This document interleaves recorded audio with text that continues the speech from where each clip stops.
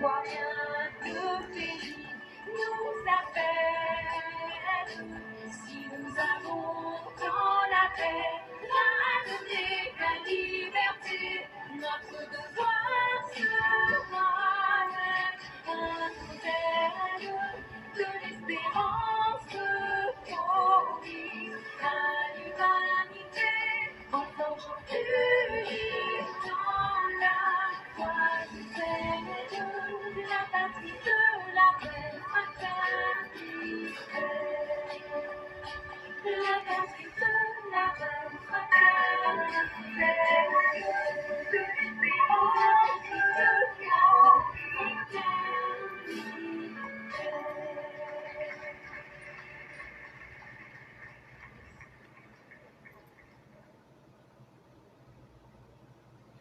Bonjour mesdames et messieurs, bonjour chers auditeurs, bonjour chères auditrices, bonjour à tous les élèves de la classe éclaireur Pro Vérité. Bonjour à toutes ces personnes que nous suivent en ce moment. Nous sommes en date du 21 septembre 2024. Merci à tous ceux qui nous suivent. Nous avons aujourd'hui 3 sujets que nous allons développer. Et après ces 3 sujets, on va directement laisser le temps disponible pour que les uns et les autres puissent s'exprimer. Nous disons merci à tous ceux qui nous font confiance et qui continuent de nous suivre. Le premier sujet est la suite logique des actes que certains porcs affamés, qui chaque fois sont en train de crier dans la cité, on a faim, on ne mange pas, on va mourir de faim. C'est eux, toujours comme des gros porcs, qui ont toujours faim. Et là, on a trouvé une solution. Ces voyous qui voulaient essayer de créer le désordre dans la République ont été très vite ramenés à l'ordre le 13 septembre, au petit matin, le 13 septembre 2024. Lorsqu'ils avaient voulu profiter pour créer le désordre, on leur a rappelé que dans la République, tels que eux ont faim comme des véritables porcs, qui ne veulent pas faire travailler leur cerveau ni leurs bras, il y a une manière de mettre fin à leur chien-lit. Et donc, il y a certains qui ont été cueillis. J'ai déjà cité le nom ici plusieurs fois. Et donc, tous ceux qui ont été cueillis, notamment les leaders de cette soi-disant marche de on a faim, on a faim, on a faim, comme des porcs, ils ont été jugés. La marche, faut-il le dire, aura été un échec cuisant. Et parmi les manifestants qui ont été pris, ils ont été présentés devant un juge du tribunal à Abidjan. Et il y a 16 qui ont été condamnés parmi ces personnes-là. Et parmi les 16 qui ont été condamnés, c'est avec beaucoup de joie. Et je le dis avec beaucoup de satisfaction que nous avons appris que ces 16 personnes ont chacun une condamnation de 6 mois de prison ferme pour trouble à l'ordre public. Et ça, c'est vraiment une réponse qui nous satisfait. Et nous sommes plus que heureux de la sentence que ces individus viennent d'avoir, de ce qui leur a été administré. Parce que dans une république, quand des personnes refusent de travailler avec leur tête, quand des personnes se mettent au service des brigands politiques pour créer les troubles dans la République, la seule réponse qu'il leur faut, c'est la rigueur de la loi. Mesdames et messieurs, s'il y a quelques personnes qui arrivent à nous suivre, il serait utile que vous mettiez les cœurs parce qu'une fois coupé, on ne pourra plus refaire le direct parce que le temps il est limité. Et une fois que c'est coupé, en toute sincérité, je ne pourrai plus relancer. Il est encore mieux de le dire dès maintenant. Et si d'aventure ça se coupait, je serai dans l'obligation d'arrêter pour ne pas moi-même aussi empiéter sur mon temps et m'empêcher personnellement. Donc, dès l'instant, il serait souhaitable de le dire pour que ceux qui veulent mettre le cœur, ceux qui ne veulent pas, ce n'est pas une obligation. Et une fois que ce sera coupé, ça sera fini, on va arrêter et moi je vais procéder à autre chose. C'est la remarque que je souhaitais faire. Et donc, bien avant cette marche, il y a le site d'information en ligne kwasi.com qui a pris le temps de faire une analyse de la situation pour comprendre jusqu'à quel degré les Ivoiriens aujourd'hui tiennent à ces marches ou bien les Ivoiriens aujourd'hui tiennent à leur vie. Et lorsque nous nous sommes rapprochés de Kwasi qui a fait un sondage, on découvre aisément. Le sondage était...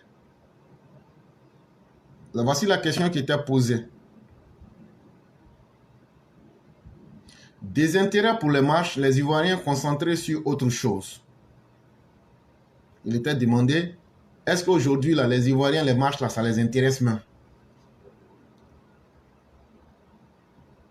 Et lorsque la question a été posée, sachez qu'il y a eu 3238 personnes qui ont donné leur avis. Et parmi ces 3238 personnes, il y a 2256 qui disent vraiment aujourd'hui là, sortir pour marcher comme des porcs sans objectif dans la vie, pour crier on a faim, on a faim, on a faim, on a faim là. Eux, ils sont plus dedans. Ça, c'est au moins 70% des personnes sondées. Ça veut dire ceux qui ont participé à ce sondage-là et qui ont donné leur avis. Maintenant, il y a 960. Eux disent que non, que les marches là, que ça intéresse toujours les gens. Et maintenant, il y a une partie très infime qui ne représente même pas 1%, c'est-à-dire 20 personnes. Ces personnes ont donné leur avis en disant qu'elles n'ont pas d'avis. Ne pas avoir d'avis, c'est avoir un avis. Et donc, voilà la réalité qui est en face de vous. Aujourd'hui, les Ivoiriens se rendent compte d'une chose, c'est que cette opposition qui, en réalité, voulait créer le début d'un soulèvement populaire à travers ces marches, a été désavouée. Et comme nous le disons chaque jour, tous ceux qui vont prendre le risque de donner leur vie à des politiciens, si vous avez la chance, vous allez vous retrouver en prison, comme ceux qui ont voulu marcher le 13 là. Puis ils ont été jugés à 6 mois ferme. Là-bas, là, comme ils ont faim, là, ils vont aller manger benzin en prison, comme des gros porcs. Et puis maintenant, là, ils auront des grosses garnes sur leur corps. Et si, en prison, là, c'est deux côtés. Il y a côté des femmes, il y a côté des hommes. Quand ils vont vous attraper dedans là-bas, là, quand vous allez ressortir, là, vous allez devenir des woubis. Et ça, là, vous méritez ça très bien.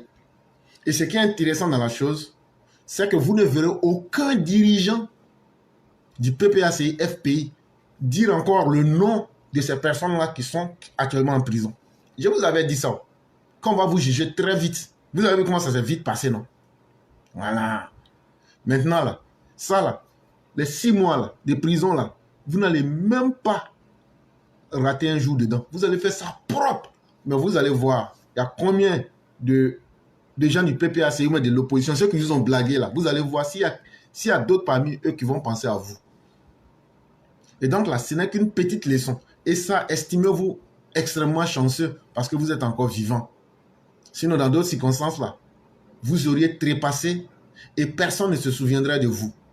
Et si la leçon est bien passée, à bon entendeur, salut.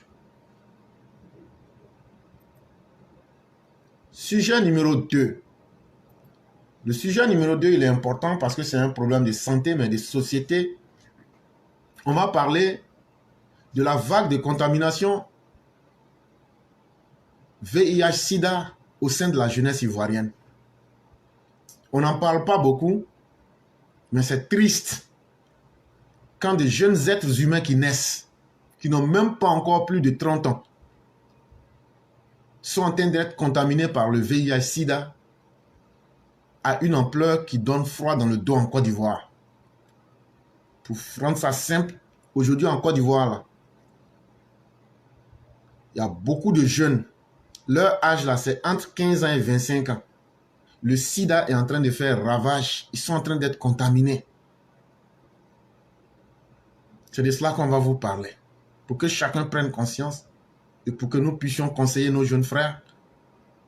Le sexe, là, c'est pas tout dans la vie. Le sexe, là, c'est pas un objectif de vie. Et si à 15 ans, à 25 ans, tu ressembles déjà à un papa qui a 70 ans parce que tu as mal guidé ta sexualité, il faut savoir que tu payes le prix. Surtout que le sida rôde, surtout que les maladies sexuellement transmissibles rôdent. Voilà aujourd'hui que notre jeunesse est carrément en danger. 40% des nouvelles contaminations au VIH-Sida en 2010 et 2023, ce sont des jeunes gens qui ont un âge qui est entre 15 ans et 25 ans. C'est pas du tout bon. Le virus du sida, bien que le nombre de nouvelles contaminations au VIH-Sida ait diminué de 66% en 2010 et 2013, il apparaît que 40% des nouvelles contaminations concernent les jeunes âgés de 15 à 25 ans, selon les données du ministère de la Santé. Et ce que je viens de vous dire là, ce ne sont pas des choses que j'invente. Si vous partez au ministère de la Santé, ils vont vous dire, si on prend 100 personnes et que ces 100 personnes-là ont eu le virus du sida tout récemment en 2010 et 2023, on va vous dire 40 personnes dans les 100 là, leur âge varie entre 15 et 25 ans. Cette situation suscite des interrogations, notamment sur l'efficacité des moyens de prévention au VIH-Sida en Côte d'Ivoire. Et donc, on se demande, est-ce que les conseils, est-ce que les campagnes pour sensibiliser, pour prévenir tout ce qui est expliqué là, est-ce que les gens écoutent? Est-ce que les gens comprennent? Parce qu'il y a des gens qui écoutent mais qui ne comprennent pas. Il y a des gens, eux là, tu n'as pas besoin de beaucoup les conseiller. Eux comprennent dès que tu essaies de leur dire quelque chose. Mais chez nous, dans notre cas là, est-ce que les gens comprennent qu'il faut protéger sa propre vie? Dr Djebi travaille à l'organisation non gouvernementale Espace Confiance à Yopougon. Il y a un de nos frères Gouro, il s'appelle Djebi. Lui travaille pour une organisation non gouvernementale. C'est à Yopougon. L'organisation non gouvernementale s'appelle Espace Confiance. Il se souvient de ce jour où l'ONG a reçu un groupe d'adolescents âgés de 14 à 16 ans venus se faire dépister pour des maladies sexuellement transmissibles.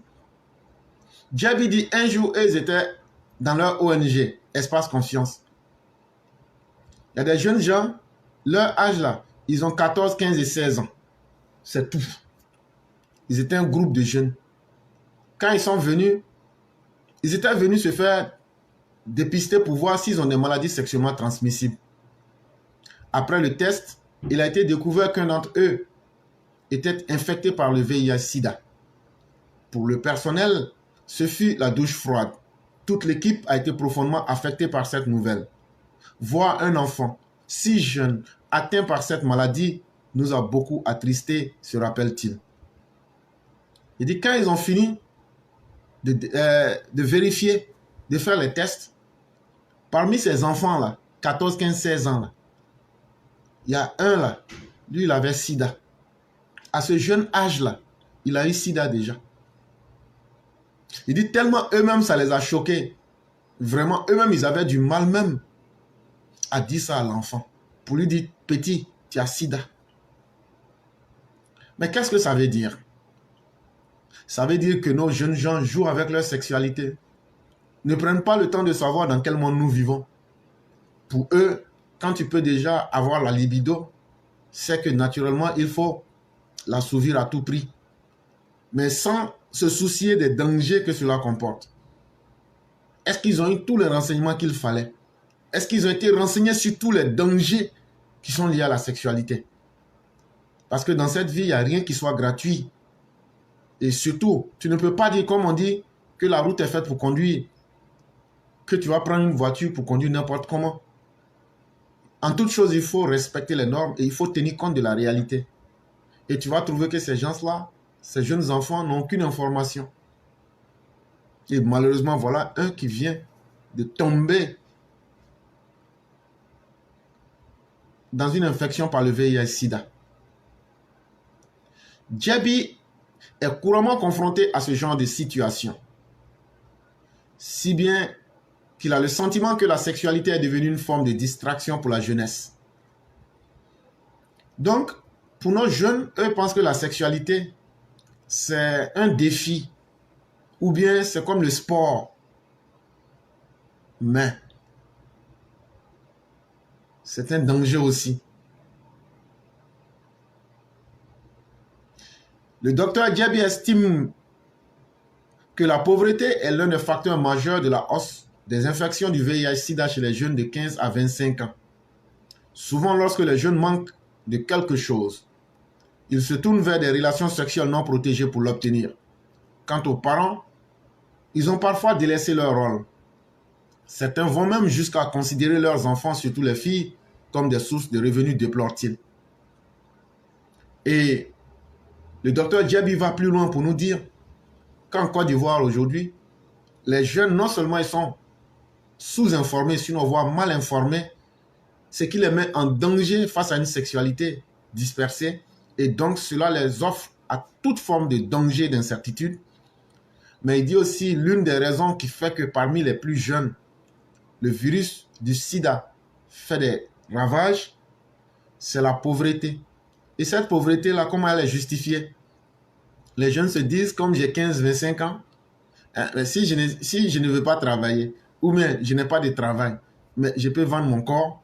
C'est comme ça que vous voyez les filles, nos jeunes filles, elles sortent matin, quand elles reviennent, les parents indignes ne demandent même pas tu étais allé où, on ne contrôle pas la vie de l'enfant, on est là, l'enfant est dans la nature. Quand elle vient là, elle vient avec 1 kilo de riz, sac de 25 kilos de riz, demi-kilo de viande, et puis elle vient, elle ajoute 10 000 francs dessus. Toi, le papa ou la maman, tu prends ça, et tu n'as pas le courage de demander. Ta fille même sort. Elle ne sent même pas qu'il y a une autorité sur elle. Elle sort à n'importe quelle heure, elle revient à n'importe quelle heure. Quand elle revient là, une fois qu'elle te tend un billet de banque, c'est fini. C'est ça là, ça donne sida. Les jeunes garçons aussi sont dedans. Aujourd'hui, avec le phénomène des résidences meublées là, les jeunes gens, dès qu'ils quittent les lycées et les collèges là, ils vont se prostituer directement. Ne nous blaguons pas, disons-nous les choses qui ne vont pas dans notre société. Nos enfants là, les petites filles que vous voyez là, ne les négligez pas. Hein. À commencer de la 6e jusqu'en terminale là. Dès qu'elles prennent, ça va vous étonner. Déjà en 6e là, à 3, 4, 5, 6 là, elles prennent des résidences meublées qu'elles payent par mois. Et elles vont là-bas, les films porno qu'elles regardent là, elles vont essayer ça dans les maisons là. Maintenant, les pédophiles vont là-bas aussi derrière elles. Maintenant, entre eux-mêmes là, on a vu des vidéos avec de nos enfants. On a vu certaines vidéos de nos enfants. Tout ce qu'ils voient là, ils s'en vont expérimenter dans ces maisons là. Vous allez m'excuser, mais on a une fois vu des enfants ivoiriens dans une résidence meublée en train d'avoir des actes sexuels. Et pour eux là, c'est qui va durer le plus. Ça y est, ils font un concours. Ils font l'acte sexuel et qui va durer le plus. Ça là, ça peut choquer là. Mais ce n'est pas moi, je leur ai dit de faire. C'est pas moi aussi, je leur ai dit de mettre la vidéo. Donc quand moi je viens dire là, c'est pas moi qu'il faut voir comme un être méchant. Mais c'est parce que les gens ne veulent pas assumer leurs responsabilités que moi je viens le dire en face. On a vu tout ça. Est-ce que demain on peut s'étonner que des jeunes gens qui ont 15 ans, 20 ans, qui sont courtisés par ce qu'on appelle des gnaïs, c'est-à-dire des dames plus âgées, et qui exploitent sexuellement ces garçons-là. Tout ça, ça se passe dans notre société. On fait semblant. Mais tout ça, là, les gens font ça pour de l'argent. Mais les conséquences, là, c'est que vous abrégez vos vies sans le savoir. La sexualité, là, il y a le côté physique, mais il y a le côté non visible. Si tu veux vite détruire ta vie, que tu sois homme ou femme, là, ah oui, la sexualité est le meilleur canevas. C'est la meilleure autoroute pour détruire ta vie. D'abord, physiquement, là, à 15-25 ans, là, tu vas ressembler à un vieux de 75 ans. Avant que tu aies l'âge de 40 ans, là, ton corps va t'abandonner. Ça, c'est un. Ça, c'est si tu as la chance de ne pas avoir sida. Si les maladies sexuellement transmissibles, toi qui es femme, là, et puis tu fais tout ce qu'on vient de citer, là, tu es devenu clair. Les maladies sexuellement transmissibles, si ça ne t'a pas rendu stérile, au moment où tu veux enfant, tu n'auras pas, là. C'est que tu vas enchaîner les avortements. Ou bien, tu vas devenir la risée du quartier. Parce que le garçon, là, lui peut sortir avec 1000 femmes. Ça, là, la société accepte ça. Mais une femme qui est sortie avec 10 garçons, là, il faut te demander, c'est qui va te marier? La majorité des femmes qui disent on ne gagne pas mariage, on ne gagne pas mariage. Je n'ai pas dit les femmes qui ont déjà expérimenté le mariage. Je parle de nos jeunes filles, 15 ans jusqu'à 25 ans. Toi, tu n'as jamais connu mariage. Et puis toi, tu es là, tu cries aujourd'hui. Tu t'en fais sacrifice à la mosquée. Tu fais sacrifice chez le pasteur. Tu fais sacrifice à l'église catholique. Mais ça ne prend pas là. C'est ton comportement qui fait que personne ne veut te marier. Garçon là, si tu lui as montré que tu es femme facile là, il comprend que tu ne peux pas être une bonne femme. Garçon là, une fois qu'il prend son doigt pour dire celle-là, oh, il faut la laisser. Tout le quartier la connaît là. Une fois qu'on met cette étiquette là sur toi là, c'est fini. Toi, tu n'auras pas mariage dans le village là. Ça là, il y a des choses là, les gens s'étonnent. Après, on dit c'est Dieu qui ne donne pas mariage. C'est faux. C'est votre comportement qui ferme la porte. Tu vois, dans le village là, presque la moitié des garçons sont sortis avec toi. Maintenant, ce que tu ne sais pas là, je vais te dire. Un garçon là, quand il sort avec une femme là, il est tellement fier de lui-même là, qu'il dit ça toujours à quelqu'un. En tout cas, dans la majeure partie des cas. Et donc là, tous ceux à qui il a dit là, eux te voient même plus comme une femme. Eux te voient déjà comme une coquelette.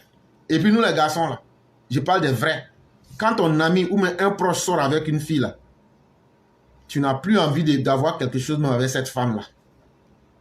Parce que c'est comme un déshonneur pour nous. Je parle des vrais garçons. Je ne parle pas des gens dispersés qui n'ont aucun objectif dans la vie. Des gens qui ne savent pas. Ça, c'était le côté physique.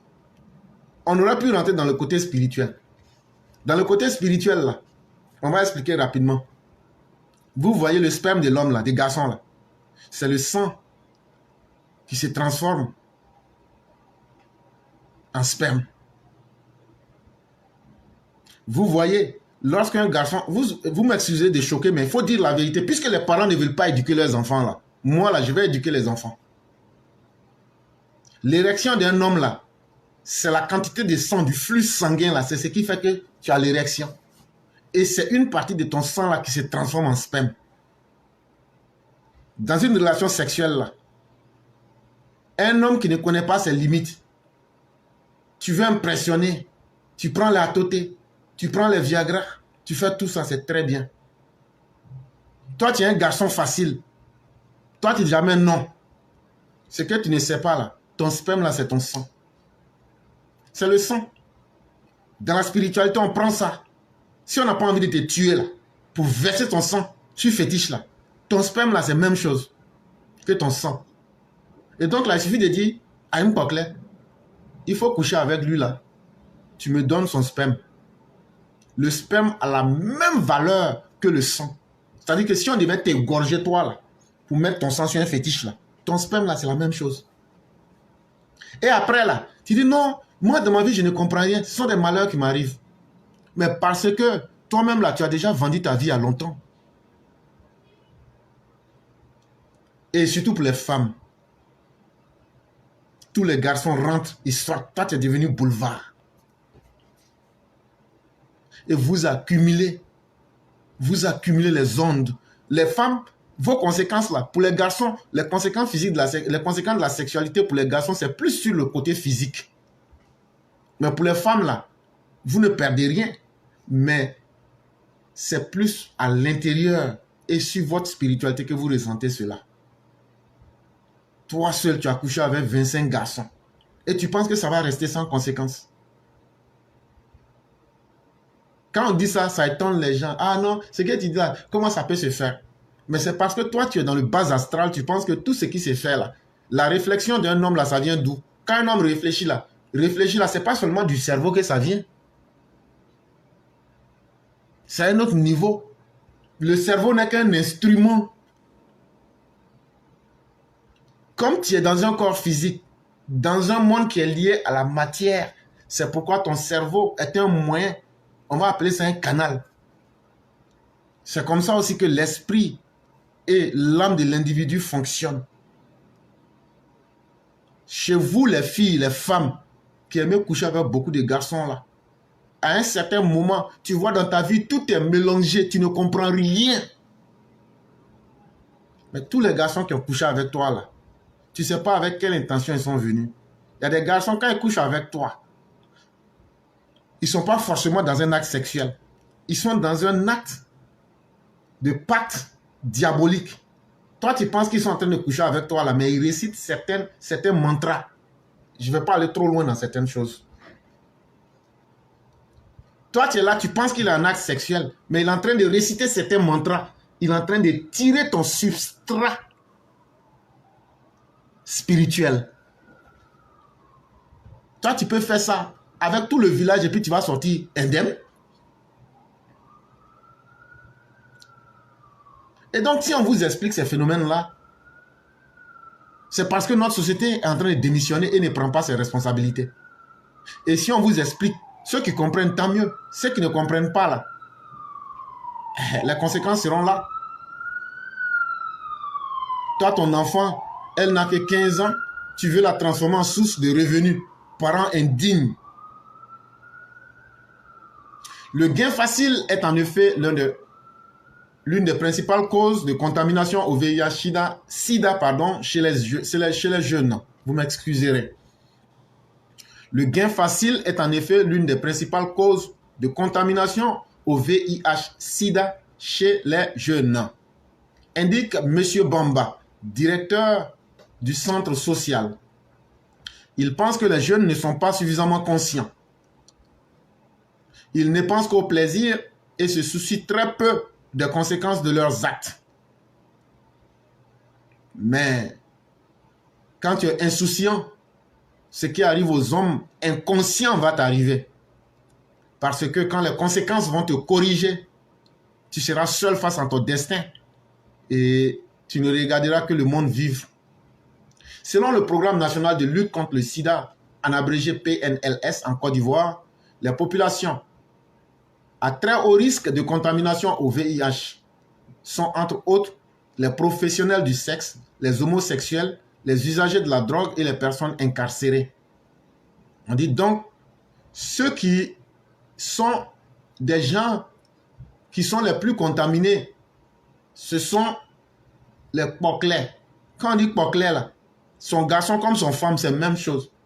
Les gens pensent qu'aujourd'hui, la prostitution, c'est l'apanage des femmes, c'est faux. La majorité de nos jeunes garçons se prostituent. Après eux là, ce sont les woubi. Et après, ceux qui prennent la drogue, qui partagent les mêmes seringues, eux aussi. Et puis les personnes qui sont en prison. Et j'ai pris Dieu, les 16 gars qu'on vient d'emprisonner là, pour leur marche là, si ils pouvaient sortir avec le sida, ça allait être encore très bien. On a fait. Si ils pouvaient avoir le sida avant de sortir, ça allait être très bien encore. Là, ils allaient avoir une raison de penser à leur vie pour savoir que rien ne vaut la vie. Ulrich Kofi est un psychologue qui s'occupe de la prise en charge psychologique des personnes infectées du VIH-Sida. Il affirme que contrairement à ce que la société peut penser, les personnes infectées par cette maladie ne mènent pas nécessairement une vie sexuelle débridée. Une personne peut être contaminée tout en ayant une vie sexuelle ordonnée. Cela peut être possible si elle a par exemple un partenaire qui entretient plusieurs relations sexuelles. Ça là, ne nous cachons pas les choses. Toi, tu es un garçon. Il y a quoi dans l'affaire des femmes que tu n'as jamais vu? Il y a quoi dans l'affaire des femmes que tu n'as jamais vu? Toi, tu es une femme mariée. Il y a quoi dans l'affaire des garçons là que tu n'as jamais vu? Comme dirait chez nous au pays, ce qui est ça là, c'est ça qui est ça. Tout est même chose. Ce qui est ça là, c'est ça qui est ça. On se comprend, nous Ivoiriens. Il n'y aura pas nouveau. Ce qui est ça là, c'est ça qui est ça. Ce qui est là, c'est ça qui est partout. Donc là, à un certain moment là, il faut te calmer, il faut temporiser. Tu as demandé, tu voulais foyer, tu as eu. Tu es allé à l'église, tu es allé au temple, tu es allé à la mosquée, tu as demandé à avoir une bonne femme, tu as une bonne femme. Mais toi, tu n'as pas compris que ce qui est ça est ça. Tu es allé prendre sida dehors pour venir donner à la femme.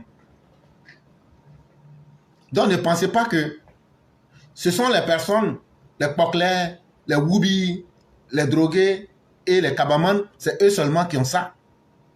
C'est aussi ceux qui disent que non, nous on a une vie propre. Hein. Non, nous là, moi je suis femme mariée, on m'appelle Tanti dans le quartier.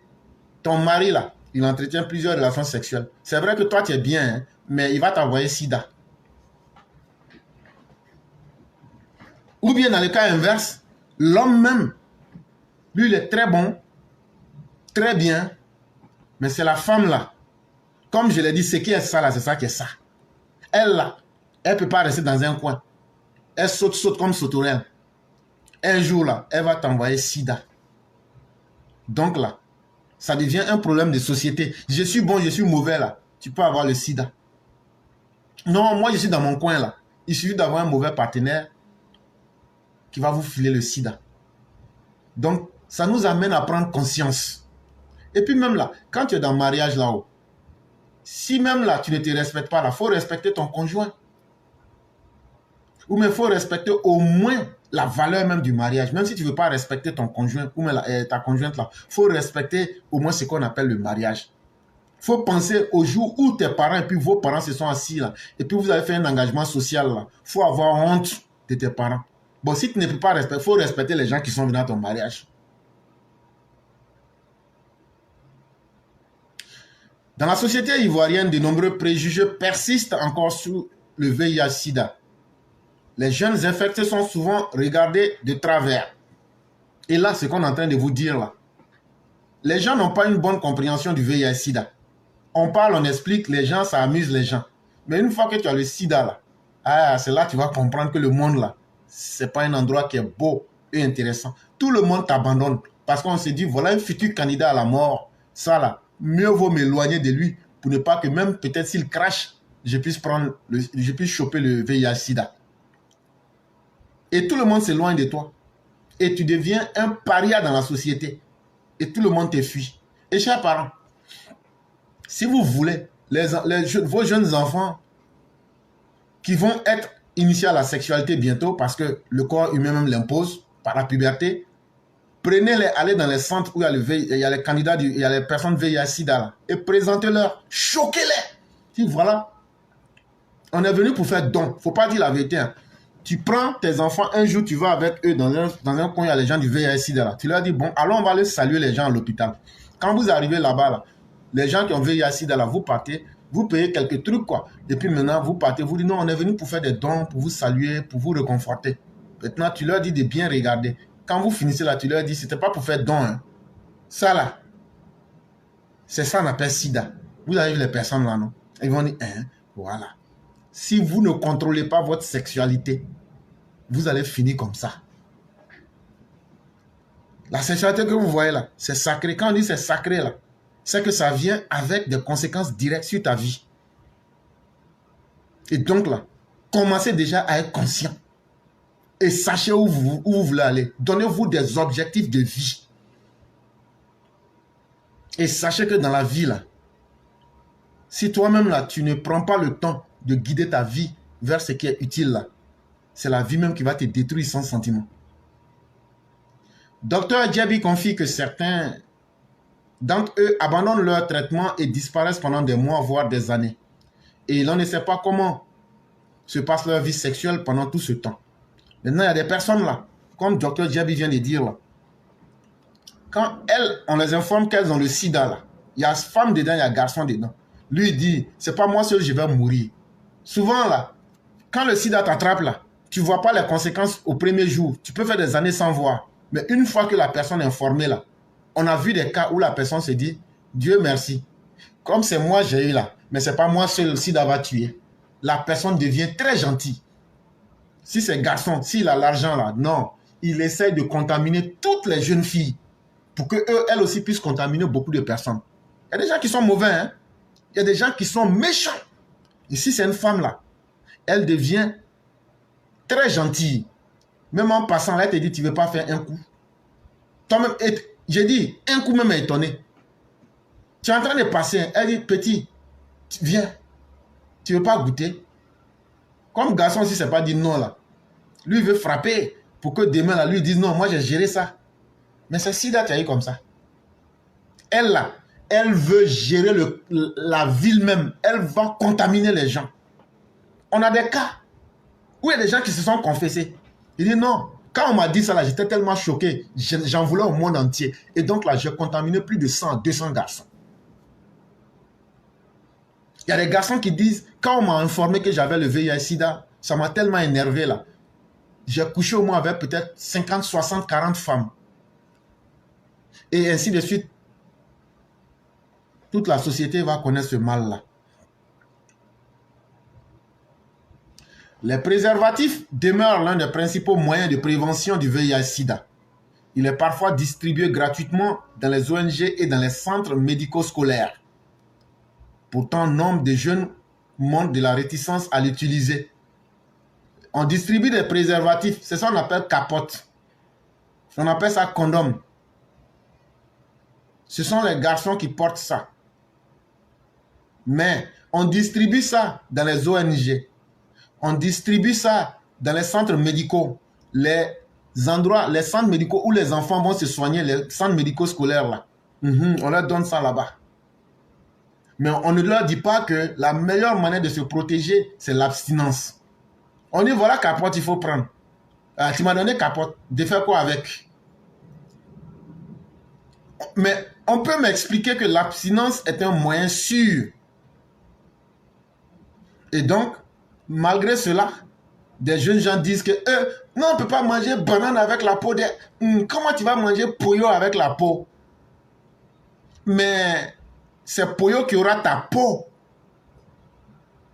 Comme tu aimes banane là, c'est banane qui finira par avoir ta peau à travers le VIH-Sida. C'est vrai, on peut dire que tes parents ne t'ont pas éduqué. Toi-même là, tu es là à l'école, on a fait des cours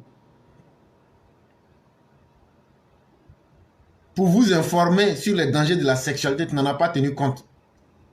Tu n'as pas voulu t'éduquer. Mais les conséquences de la vie vont t'éduquer. À 21 ans, Fatim B mène une vie sexuelle active. Elle avoue qu'elle n'a pas l'habitude d'utiliser les préservatifs. Parce qu'elle aime manger la banane sans la peau. Je sais que sans préservatif, je prends des risques. Mais j'ai confiance en mon partenaire. Je me dis qu'il ne me mettra jamais en danger, confie-t-elle. Mais la réalité est que la principale raison pour laquelle Fatim est hostile à l'usage du préservatif, c'est qu'elle trouve les rapports sexuels sans protection plus agréables. C'est ça qu'on appelle manger la banane sans la peau. Elle là, quand il y a le préservatif là, elle ne sent pas. Donc là, il faut qu'elle fasse ça comme ça. Tu n'es pas marié. Si tu sais que tu aimes ça, pourquoi tu ne te maries pas? Est-ce que le mariage là, c'est une malédiction? Alors que tu es plus active sexuellement que les femmes mariées. Mais si tu lui dis viens te marier, elle va dire Et tu penses que ça va rester sans conséquence. Elle a déjà effectué à plusieurs reprises un test de dépistage du VIH-Sida qui s'est heureusement révélé négatif. Il y a eu des moments où j'ai voulu imposer l'utilisation du préservatif à des garçons. Mais ils ont refusé catégoriquement. Malheureusement, je n'ai pas su maintenir ma position et j'ai fini par avoir des relations sans protection avec eux. Là, la Fatim, tu mens. Là, tu mens. Et je m'explique. Dans les relations sexuelles, là, les femmes se contrôlent beaucoup plus que les hommes. Dans les relations sexuelles, là, un garçon, lorsqu'il a une érection, là, généralement, il va aller vite. C'est la femme qui contrôle. Et pour qu'il y ait pénétration, à 90%, si ce n'est pas un viol là, c'est la femme qui contrôle. Il ne faut pas venir nous mentir ici que non, non, non, les gars ne voulaient pas prendre préservatif et comme c'est comme ça, ils ont refusé catégoriquement. Ça veut dire toi-même là, c'est toi-même qui aimes ça. Tu as dit ça dans l'article, toi-même tu aimes ça. Pourquoi tu veux nous mentir? Il ne faut pas jouer avec nous, Fatim. Faut pas, moi, je n'aime pas qu'on me mente. Toi-même, tu as dit que tu aimes ça. Mais pourquoi encore tu viens nous dire que non, toi, tu essaies de leur donner préservatif, mais eux-mêmes, ils disent non, non, on ne veut pas, non, on ne veut pas. Et puis toi, tu as c'est faux. À part les cas de viol, si, même si tu as une érection et puis tu peux casser goudron là, si la femme dit qu'elle n'est pas prête, tu ne rentres pas là, tu ne rentres pas. Toi, tu vas venir nous dire non, non, non. Quand ils disent que non, elles ne veulent pas là, toi, tu laisses. C'est que tu es une femme facile. Donc, il ne faut pas mentir sur les garçons là. Un garçon là, plus ça va chauffer là, c'est la femme qui lui dit faut faire ça, faut faire ça, faut faire ça. Et il va faire. C'est parce que toi-même là, tu l'as dit, c'est toi-même qui n'aime pas ça. Mais les conséquences sont là. Il y a eu combien d'avortements? Il y a eu combien de MST? Tu as échappé au sida jusqu'à ce moment, mais jusqu'à quand? Les conseils qu'on t'a donnés à l'école là, tu n'as pas suivi. Les conseils qu'on t'a donnés à la télévision, tu n'as pas suivi. À l'inverse, Rosine, âgée de 23 ans, accorde une grande importance à l'utilisation des préservatifs et exige cela de ses partenaires. Cependant, un événement l'a particulièrement bouleversée. J'avais demandé à un garçon d'utiliser un préservatif. Au début, il refusait. Mais sur mon insistance, il a fini par accepter. Cependant, l'acte sexuel, il a volontairement retiré le préservatif sans me prévenir. C'est seulement après que je me suis rendu compte, raconte-t-elle. Rosine, dans l'article, tu es Poklewa ou bien tu es commerçant de sexe. Parce que l'article nous dit que tu accordes une grande importance à l'utilisation des préservatifs et tu exiges cela à tes partenaires. Tu as combien de partenaires? Voilà la violente question. Et tu as tellement de partenaires qu'il y a un jour qui va porter le préservatif et après qui va l'enlever. Sans que toi tu ne t'en rendes compte. Moi, ça là, je ne peux rien dire. Immédiatement après, elle s'est rendue dans une ONG pour se faire dépister et suivre un traitement post-exposition censé la protéger d'une éventuelle infection. Il m'a assuré qu'il n'avait rien, mais je n'étais pas certaine. J'ai donc préféré aller à l'hôpital pour me protéger, explique la jeune dame. Comme Fatim, l'homme avec qui Rosine entretenait une relation pensait que le préservatif diminuait le plaisir lors des relations sexuelles. Il me disait qu'un préservatif, il ne ressentait absolument rien. J'ai cependant préféré mettre fin à la relation car je ne voulais pas mettre ma vie en danger. Bon, là, quand un garçon te parle comme ça, là, il faut lui dire, comme tu ne veux pas préservatif, là, il faut te marier avec une femme. Là, comme ça, là, on ne va pas t'imposer préservatif. Voilà des vauriens qui ne veulent pas se marier. Et qui veulent vivre mieux que des hommes mariés. C'est-à-dire, eux, ils pensent être en territoire conquis. Et c'est eux qui doivent imposer leurs règles. Et aussi, des filles comme les Rosines ou les Fatim aussi acceptent ça. Mais sachez que vous êtes en train de différer simplement votre malheur. Parce que tôt ou tard, là, ce qui est fatal va vous rattraper. C'est ce genre de comportement qui pousse les psychologues comme Ulrich Kofi à indiquer que l'utilisation des préservatifs n'est pas encore suffisamment ancrée dans les habitudes des jeunes Ivoiriens. Les gens utilisent les préservatifs par contrainte, mais une fois qu'ils connaissent bien leur partenaire, ils cessent souvent de l'utiliser. Et donc, voilà la réalité qui est entre nos mains. Ce qu'on veut, c'est ce qu'on va mériter.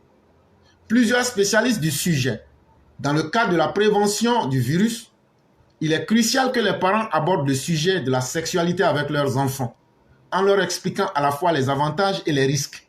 C'est ce qu'on vient de faire. La sexualité reste un sujet tabou au sein de nombreuses familles. Les jeunes en parlent entre eux, mais rarement avec leurs parents.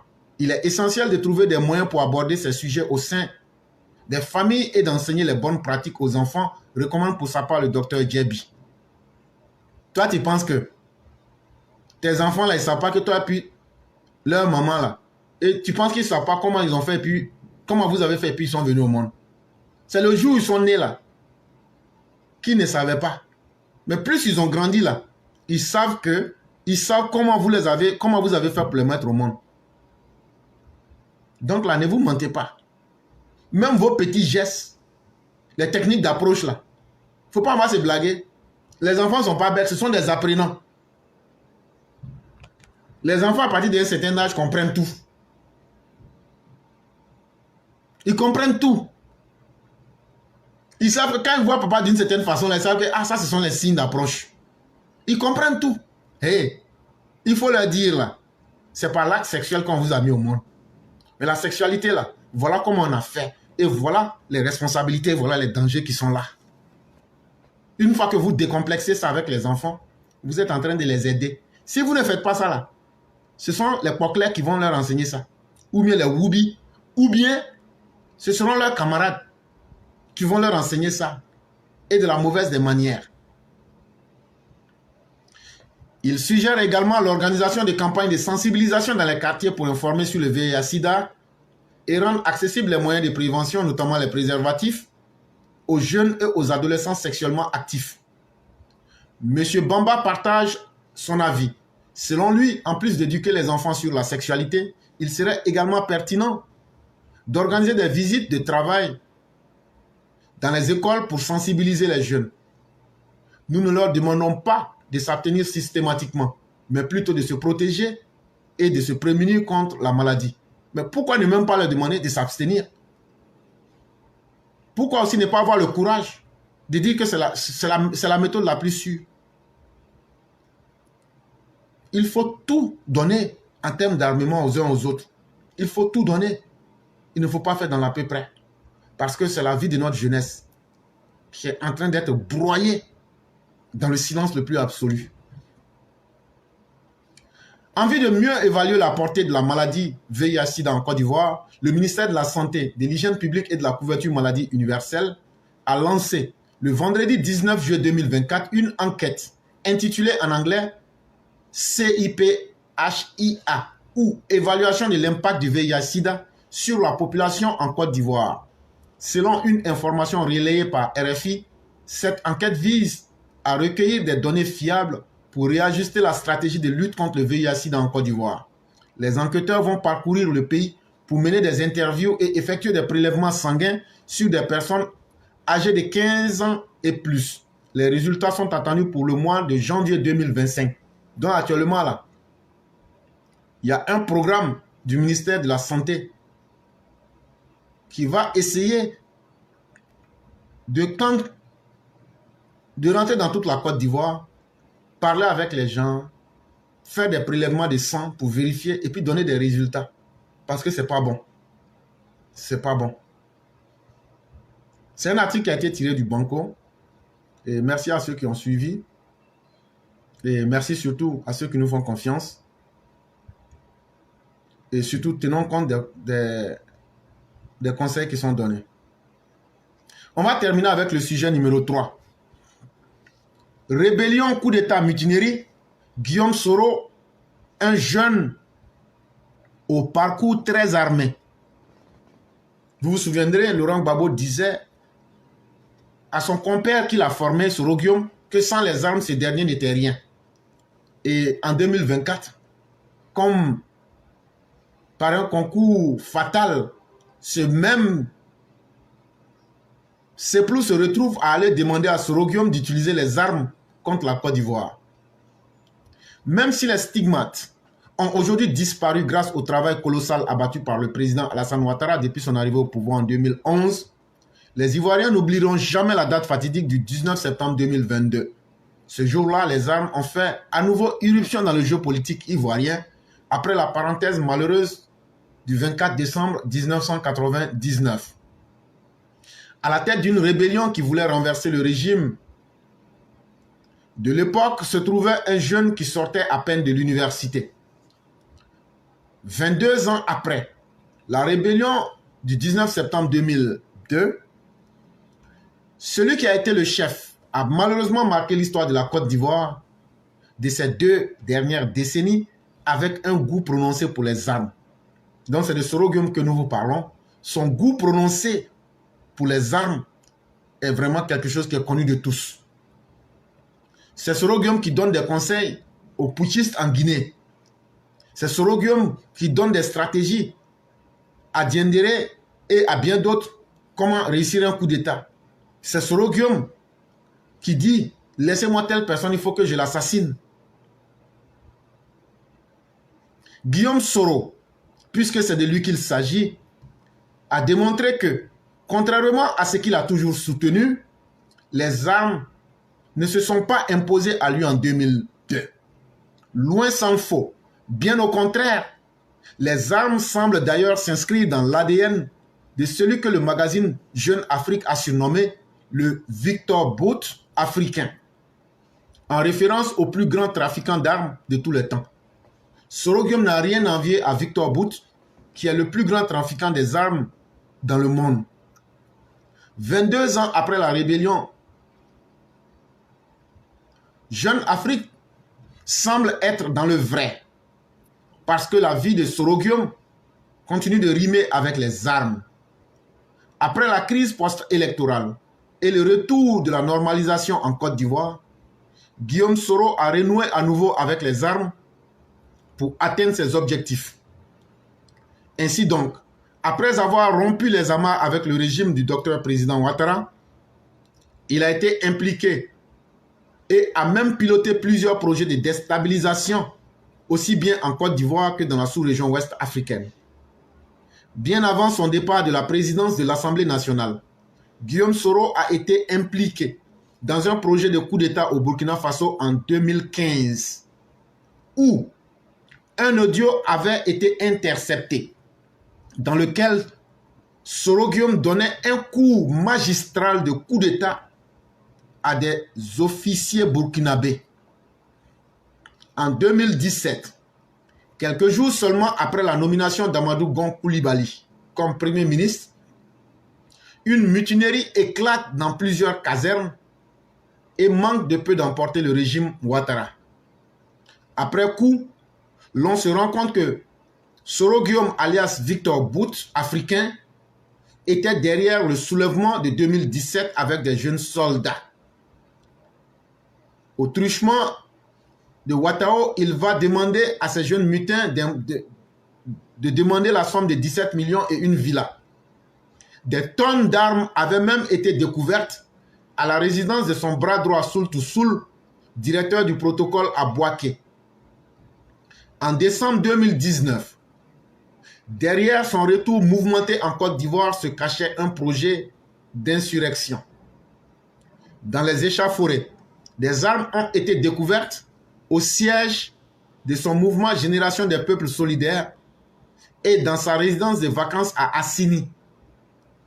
En 2020, Guillaume Soro convainc l'opposition ivoirienne de la possibilité de renverser le régime Ouattara et se charge de piloter la partie militaire et confie le volet politique à l'opposition. Henri Konan Bédié dira que Soro Guillaume est son soldat. Un conseil de transition avait été mis sur pied, mais la témérité des autorités d'Abidjan a permis d'éventrer ce haut coup. Après l'échec de tous ces projets funestes, l'homme vit désormais comme un véritable fugitif. Pour ses nombreux projets subversifs et insurrectionnels, il a été chassé de l'Europe. Après un bref séjour en Turquie, il s'est rapproché des putschistes au Burkina, au Mali et au Niger, à qui il a décidé de vendre à nouveau son expertise dans les armes et ses services aux militaires au pouvoir depuis 2023. Au regard de tout ce parcours qui rime avec les armes, l'on peut dire que c'est Laurent Gbagbo qui avait raison à propos de Soro Guillaume, son meilleur premier ministre. Dans son livre « Pour la vérité et la justice », co-signé avec le journaliste François Mattei, Seplou a dit ceci: c'est aux armes que Soro Guillaume doit sa place. Il devrait s'inquiéter si un jour il ne les a plus avec lui. Tout est dit et surtout bien dit. Mesdames et messieurs, c'est ici que nous allons nous arrêter aujourd'hui. Et nous allons lire les différents éditos. Nous en avons deux. Nous avons l'édito des Mères Blancs. Et après la lecture de l'édito des Mères Blancs, nous allons faire la lecture aussi de l'édito de Yann. Et après, rapidement, le temps disponible, nous allons permettre aux uns aux autres de pouvoir s'exprimer. Bonjour éclaireur Pro-Vérité, bonjour à tous mes condisciples de l'agréable classe éclaireur Pro-Vérité. Mon édito aujourd'hui a pour titre « Il est où le redresseur de l'économie du pays divin ?» Au cours d'une allocution dont le seul but était d'encenser le prince président du PDCI, un de ces bouffons nous apprenait, non sans fierté, que son candidat avait été le seul économiste à redresser l'économie du Vatican. Et moi, je me dis, mais qu'est-ce que le Vatican? 0,44 km². C'est le plus petit État du monde. C'est un petit quartier de Rome, la capitale de l'Italie. Un pays qui n'a pas sa propre nationalité. Personne n'est né au Vatican parce qu'il n'y a pas de maternité ni d'hôpitaux. Je vous invite à faire d'ailleurs des recherches sur le minuscule pays et vous comprendrez bien, vous en apprendrez sur l'origine de sa fortune, qui n'est pas du tout catholique. Il n'y a pas de quoi s'enorgueillir en fait. Mais ça se comprend. Ne dit-on pas que qui s'assemble se ressemble? Et moi je me demande, pourquoi ne vient-il pas à la rescousse de l'économie française qui est plongée dans le rouge et dire qu'il est détenteur du passeport de ce pays? Le président français n'est-il pas son bras mogo de longue date co-redresseur d'économie? Viens en France, viens redresser l'économie française qui est dans le rouge. C'est au pied du mur qu'on reconnaît le bon maçon. Arrêtez votre vuvuzela là un jour. Merci et à bientôt. Merci infiniment à Mère Blanc, et surtout ce que Mère dit est tellement vrai et tellement justifié que c'est simplement du vuvuzela. Voilà quelqu'un qui dit en avoir dans les tripes. Voilà quelqu'un qui se donne de la consistance. Voilà quelqu'un qui pense en savoir plus que tout le monde, mais qui a un parcours gluant, lugubre, ténébreux, caverneux. Je parle de Tidjam Thiam. Tidjam Thiam est aujourd'hui la honte même dans tous les domaines. Parce que vous le prenez, il n'a jamais eu un impact direct en termes de positivité sur quelqu'un. Lui là, vous le prenez, il a fait quoi de bien à quelqu'un? Il n'y en a pas. Maintenant, est-ce qu'il n'aurait pas été mieux, comme disait Mère Blanc, qu'il vienne aider l'économie française pour prouver? Le président Ouattara, là, avant de venir aider la Côte d'Ivoire, si le monde le respecte aujourd'hui, là, c'est parce qu'il a fait ses preuves directes. On a vu le ministre Charles Dibi venir dire ici, Alassane Ouattara est resté opposant. On dit, il y a un de nos frères, c'est le seul qui peut nous aider. Il n'a pas hésité. Et donc, arrêtez votre comédie de mauvais goût. Ça n'impressionne plus du tout. Et surtout, venez nous faire le bilan de Tidjam Thiam. C'est de cela qu'il est question. On veut savoir, quand il était ministre des infrastructures du plan, là, il a fait quoi? Mais vous avez honte du bilan de l'individu et vous voulez nous vendre une marchandise frauduleusement, avec surtout de la fraude sur l'étiquette. Nous ne prendrons pas de cette marchandise frélatée. On va passer au deuxième sujet avec Yann Koulou. Et après, donc, on pourra laisser la parole aux uns aux autres. Bonjour à tous les team fils du Prador et merci pour le combat de la vérité. Afiba a perdu la boussole. Afiba est une vendeuse ambulante de fruits et légumes. Tous les matins, elle va s'approvisionner chez son fournisseur. Elle achète beaucoup de fruits et légumes avec toute sa recette de la veille. Elle va chez son client préféré qui, après avoir mangé toute sa marchandise, lui fait la promesse de la payer demain en doublant le prix. De promesse en promesse, Afiba a compris la fourberie de son client préféré. Elle décida de proposer sa marchandise à un autre client plus sérieux. Ce dernier, très lucide et méfiant, décida d'observer l'attitude et le comportement instable d'Afiba. Il a eu raison car Dame Afiba est une girouette qui fait du surplace en feignant d'évoluer.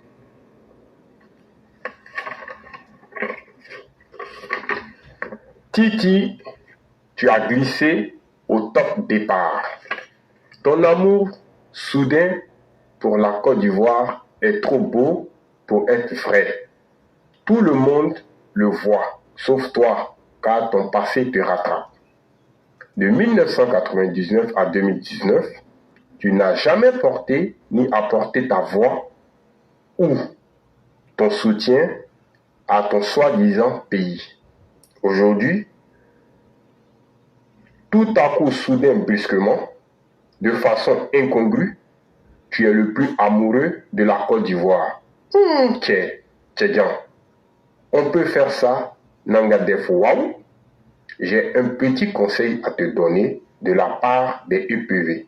Rejoins le RHDP avec ton petit bouilli de tribaliste. Venez apprendre auprès du grand Prador, le maître suprême. Après les élections, tu deviens son premier ministre. Tu auras 5 ans pour apprendre. Le reste, on verra. Qui sait. Merci. Vraiment merci au grand maître Yann qui vient de dire des choses très importantes et qui vient de donner toute la stratégie politique que Thiam devra adopter. Si tu n'apprends pas, tu ne seras jamais prêt. C'est l'erreur qui a été commise par tous les opposants ivoiriens, notamment Laurent Gbagbo, et aussi Henri Konan Bédié, parce qu'il est resté longtemps dans les pattes du président Houphouët, mais il n'a jamais appris. Parce qu'il a pensé que sa présence devrait justifier les choses, mais une fois venu au pouvoir, il a échoué. Tout s'apprend dans la vie. Mais surtout, j'ai été inspiré positivement par l'histoire d'Afiba. Voilà une commerçante qui va chaque matin au port. La maigre économie qu'elle a, elle allait prendre des fruits au port. Et lorsqu'elle arrive, le premier client qui vient là, il dit il faut déposer les fruits là. Le client a bouffé tous les fruits. Et le client lui a dit bon, demain là, je vais doubler. Tout fruit là, ça fait combien? Elle dit 10 000. Il lui dit bon, les 10 000 là, demain je vais te donner 20 000. Quand le client est parti là, 20 mois. La même dame, ça va prendre crédit pour aller encore reprendre des fruits au port fruitier d'Abidjan. Mais là, maintenant, elle veut changer de stratégie. Mais ça ne marchera pas. La pauvre dame, ma fille, va se retrouver, Pascaline, en train de errer comme une arme en perdition dans la politique ivoirienne. Puisque vraiment, véritablement, personne n'en veut encore. Et donc, Afiba sera devenue une vendeuse de fruits pourris et qui paye véritablement les fruits pourris. Moi, je sais que le président Ouattara craint des gens comme des fruits pourris. Et M. Fruits pourris se reconnaîtra. Et ce n'est pas le président Ouattara qui paiera des fruits pourris. Parce qu'il en a déjà fait tomber. Mesdames et messieurs, c'était tout pour aujourd'hui. Vraiment, on n'a que 30 minutes. On ne pourra pas accorder plus de 5 minutes à toutes les personnes qui veulent la parole. On va demander simplement à tous ceux qui veulent se présenter. Présentez-vous en même temps. Il n'y aura pas de temps puisqu'on est déjà coincé par le temps. Mais dites-vous, lorsque vous venez, dites simplement ce que vous avez à dire. Laissez la parole. N'allez pas, ne tournez pas. Bonjour à tout le monde. Vous tombez dans le sujet, vous finissez. Si c'est une question, bonjour à tout le monde, vous posez la question. Allez directement, dès que vous finissez, laissez la parole pour que les autres aussi puissent s'exprimer. Et là, dès que vous allez atteindre les 4 minutes, je vais déjà vous dire, vous êtes à la 4e minute, s'il vous plaît, c'est une manière élégante de dire faites la conclusion. Si on vous dit vous êtes à la 4e minute, c'est une manière élégante de vous dire faites la conclusion. Et donc, on est vraiment pris par le temps. Et on espère bien que les gens vont se prêter à ce jeu-là pour qu'on puisse laisser aussi tout le monde parler et pouvoir fermer aussi le direct comme il se doit.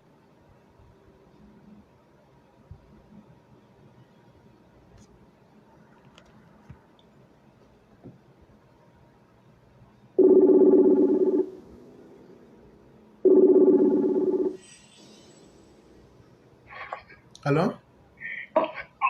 Oui, bonjour, cher mère, comment allez-vous? Bonjour, je vais bien et vous? Oui, grâce à Dieu, tout va bien. Donc, on va vous laisser vos 5 minutes. D'accord, merci beaucoup, éclaireur, de me laisser la parole. Merci à tous. Bonjour à tout le monde, j'espère que vous allez tous bien. Voilà, donc, nos autorités, il y a certains parmi vous qui ont encore peur de ce roguium. Mais moi, je voulais savoir, en fait, pourquoi vous avez peur de cet individu? Qu'est-ce que celui-là, il peut faire encore de là où il est, de son trou où il est encore? Moi, je ne comprends pas. Vous n'avez pas peur d'un dragon comme Monsieur le Président, son Excellence Alassane Dramane Ouattara? C'est une vermine comme celui-là. Celui-même qui se balade dans les pays des autres pour pouvoir trouver du lait pour boire là. C'est une personne comme ça que vous avez peur. De là où il est, il arrive à vous manipuler encore. Mais attends, c'est grave ça. Et puis, vous pensez que l'argent peut tout faire?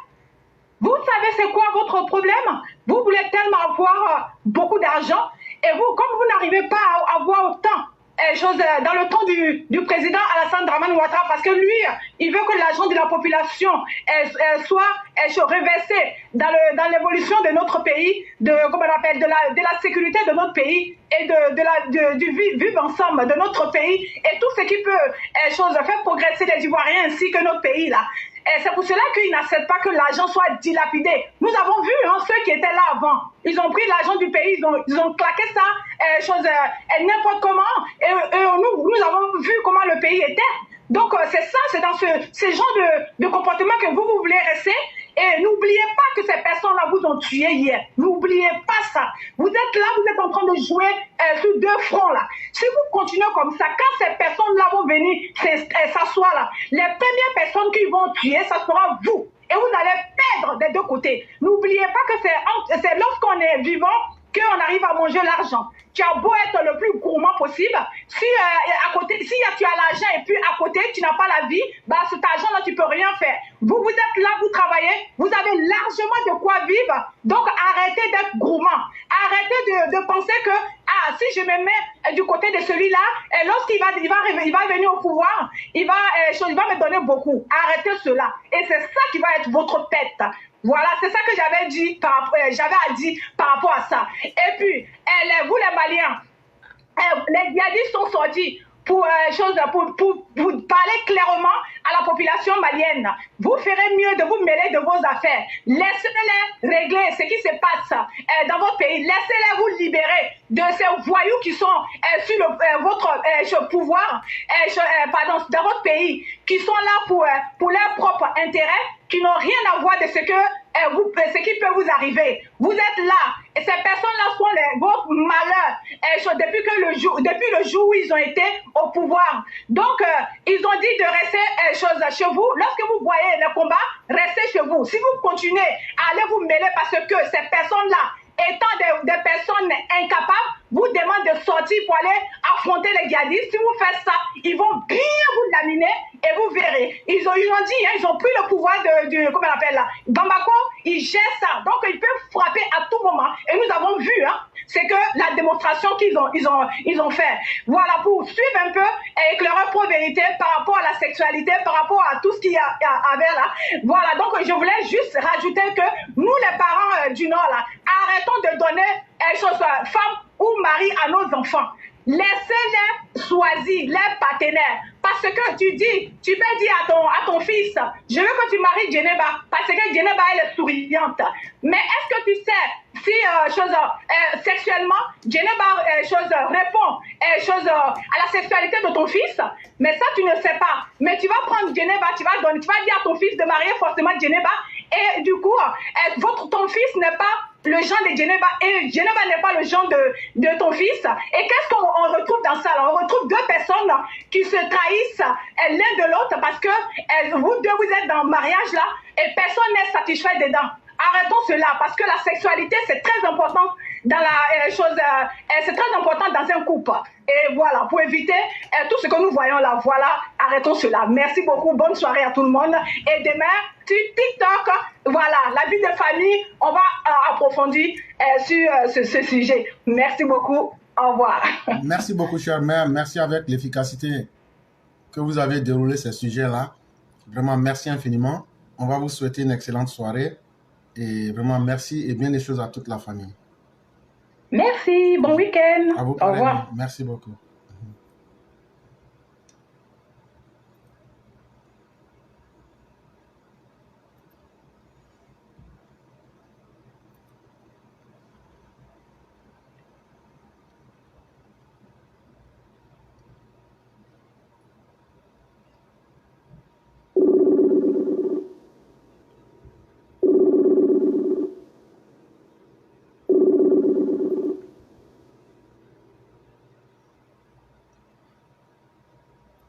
Allô?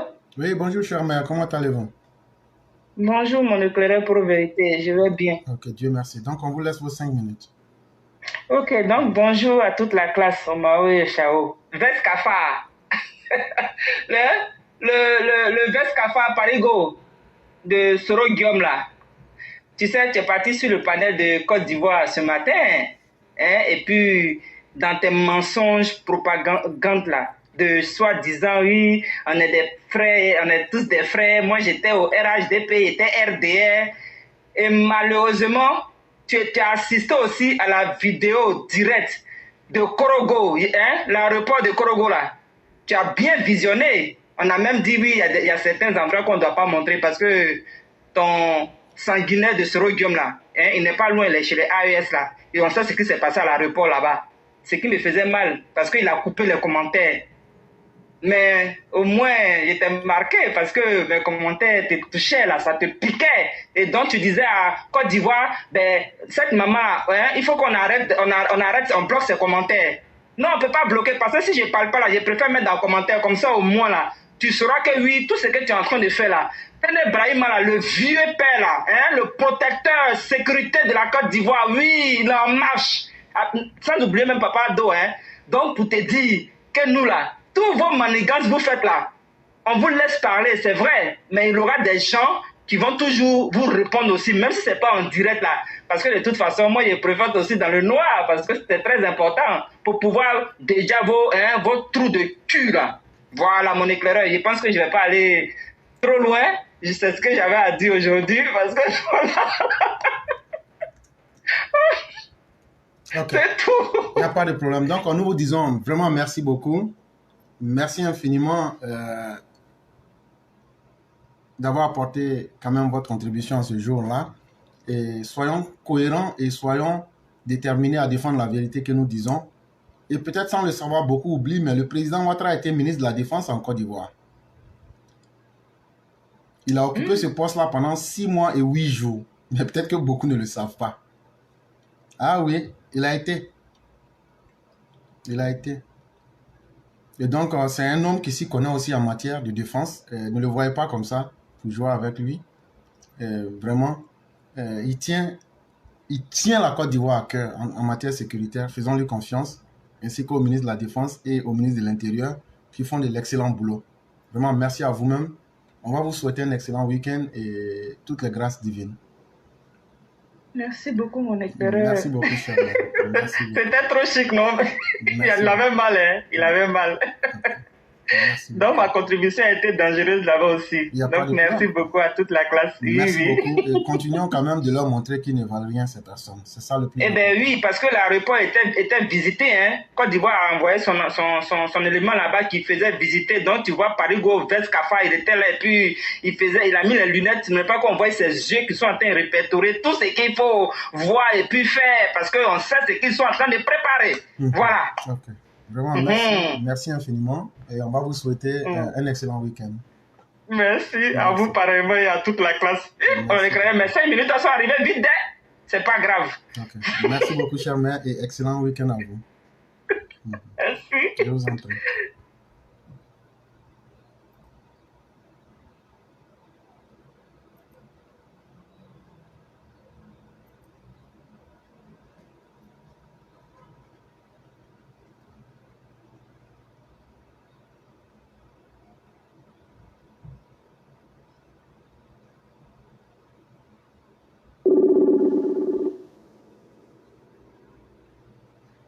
Allô?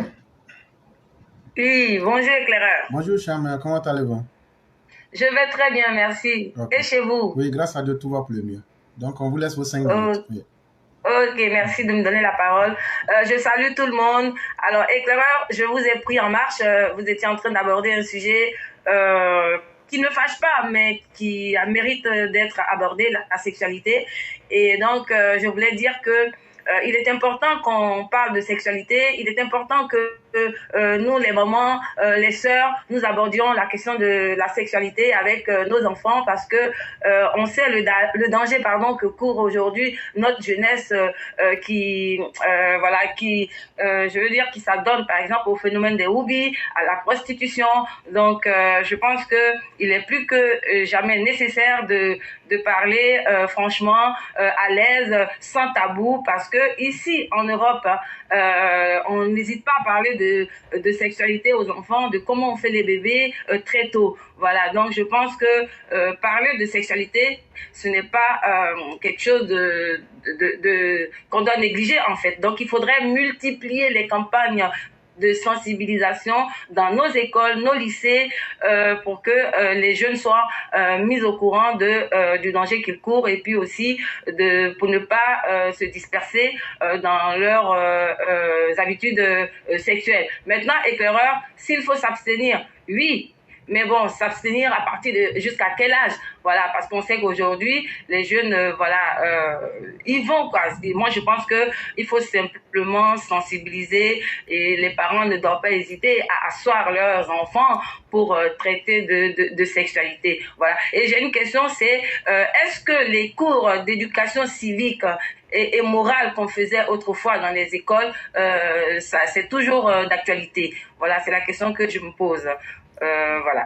Et sinon, vous pourrez répondre après, éclaireur, si je peux terminer sur le deuxième sujet vite fait. Il n'y a pas de problème.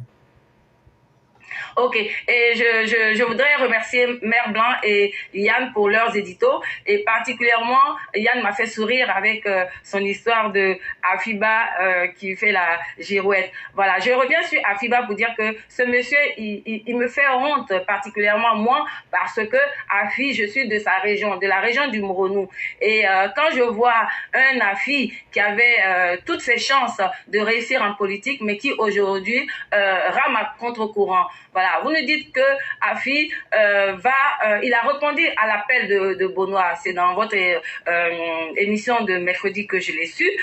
Voilà, parce que moi j'ai pas vu l'article, j'ai pas vu la déclaration d'Afi, mais je trouve que ça fait pitié quoi, parce que on sait très bien que Gbagbo c'est quelqu'un qui ne porte pas Afi dans le cœur. Et on se rappelle que lors des funérailles de Bédié, Gbagbo a carrément ignoré Afi.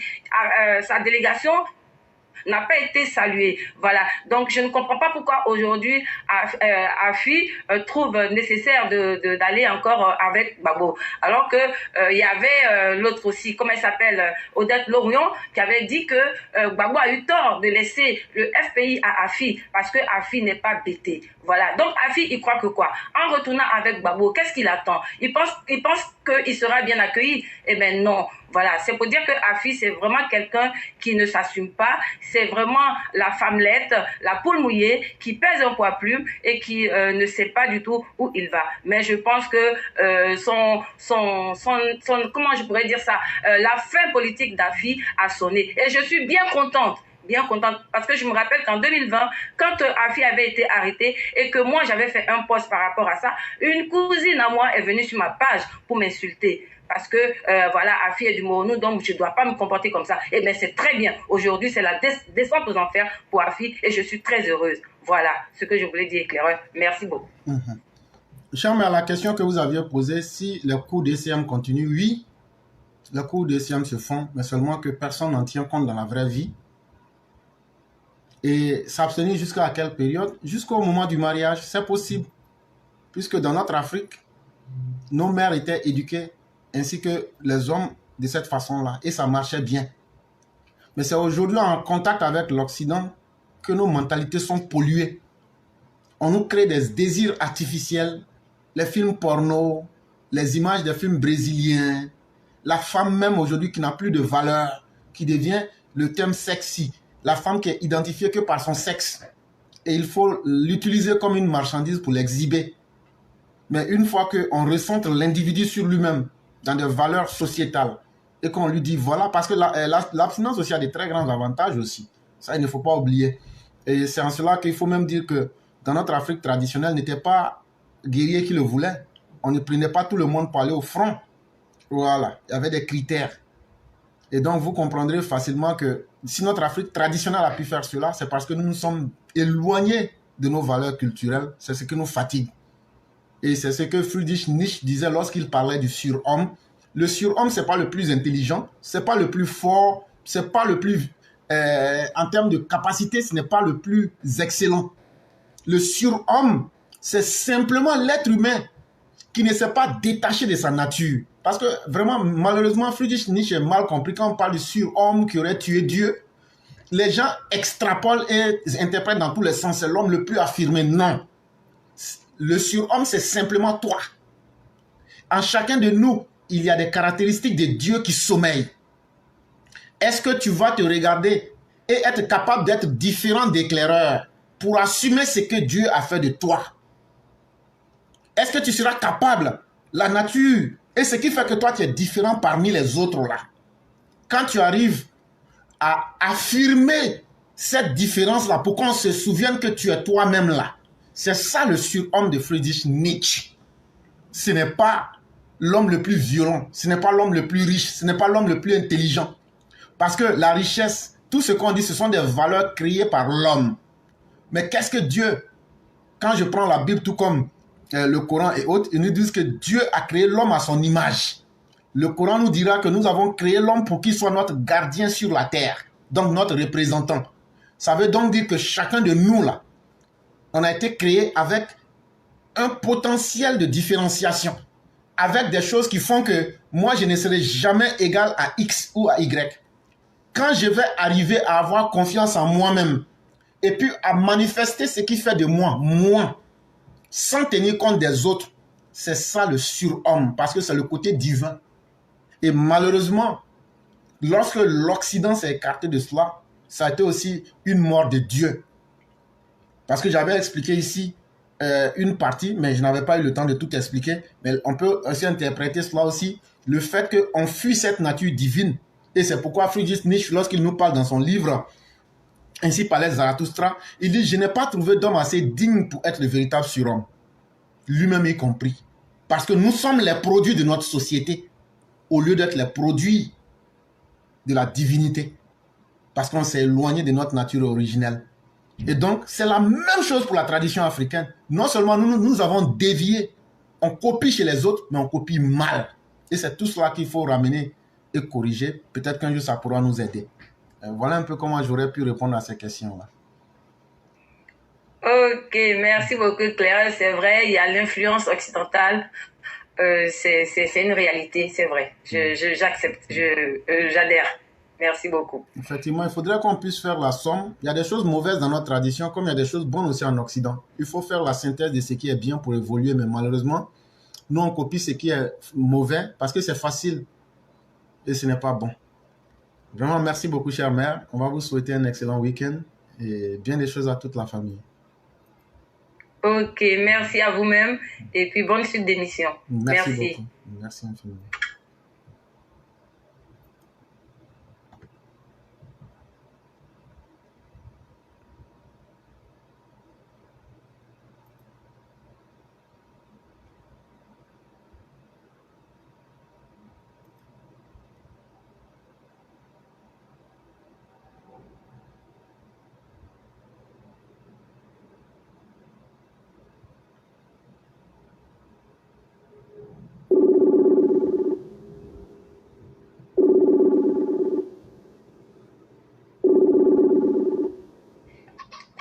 Allô? Oui, bonjour le grand Moufti, comment allez-vous?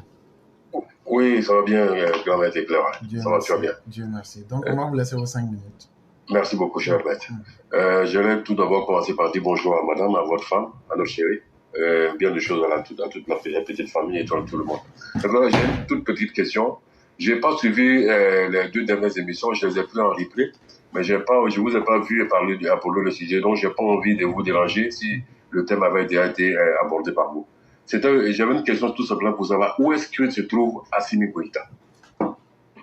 Assimi est caché à Bamako, seulement qu'il a pris plus de dispositions pour ne pas que sa vie soit atteinte, c'est tout. Et ça a toujours été le cas, c'est ce qu'on a toujours expliqué. Que Wagner ne vient pas pour protéger les Maliens, Assimi ne peut pas protéger les Maliens, et les exemples sont en face de vous. Même hier nuit, il y a eu des attaques.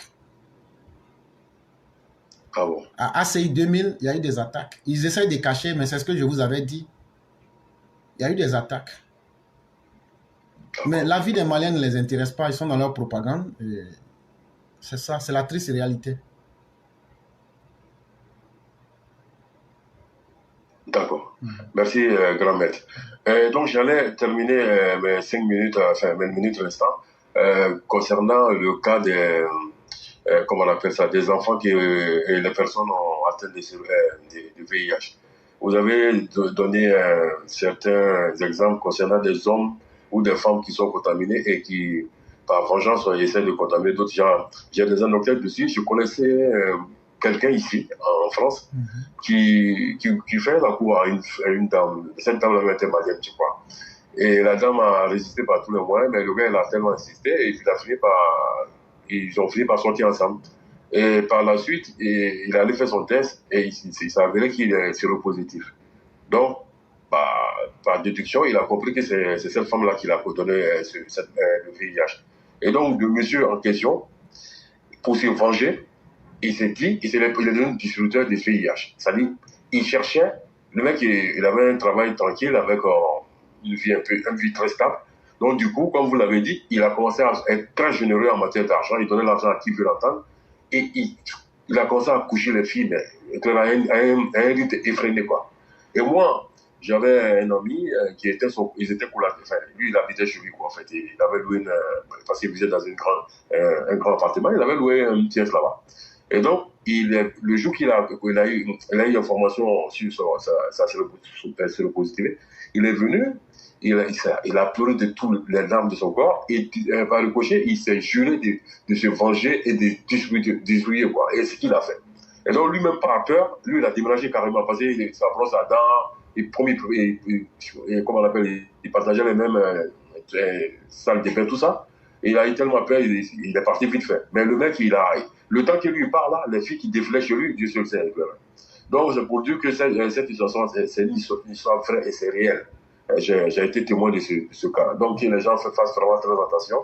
Et les femmes, comme vous l'avez dit, les femmes qui ont les jambes légères, comme on peut le dire, communément, il y a un aspect très, très spirituel et mystique dedans. C'est-à-dire, toute femme qui a un rapport sexuel avec un homme dans la vie, garde quelque chose de cet homme-là. À tous les coups.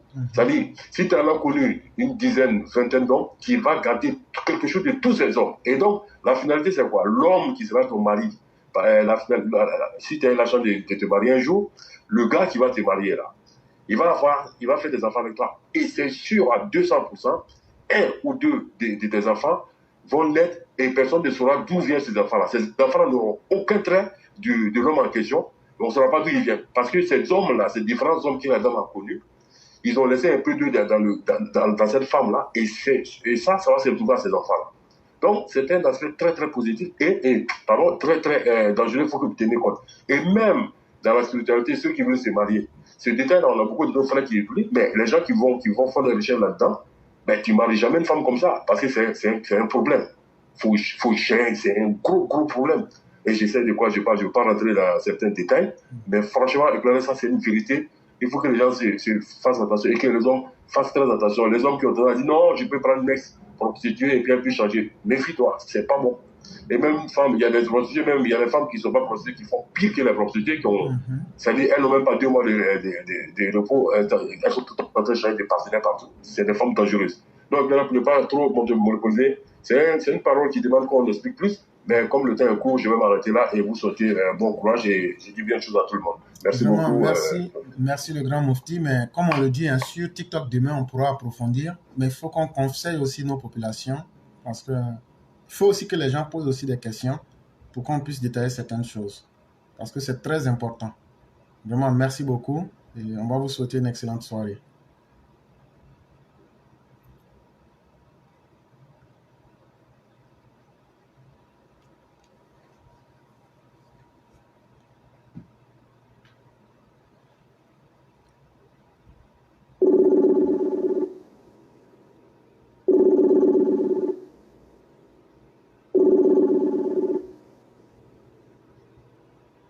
Allô? Oui, bonsoir, cher frère Clara. Bonsoir, le concurrent. Comment allez-vous?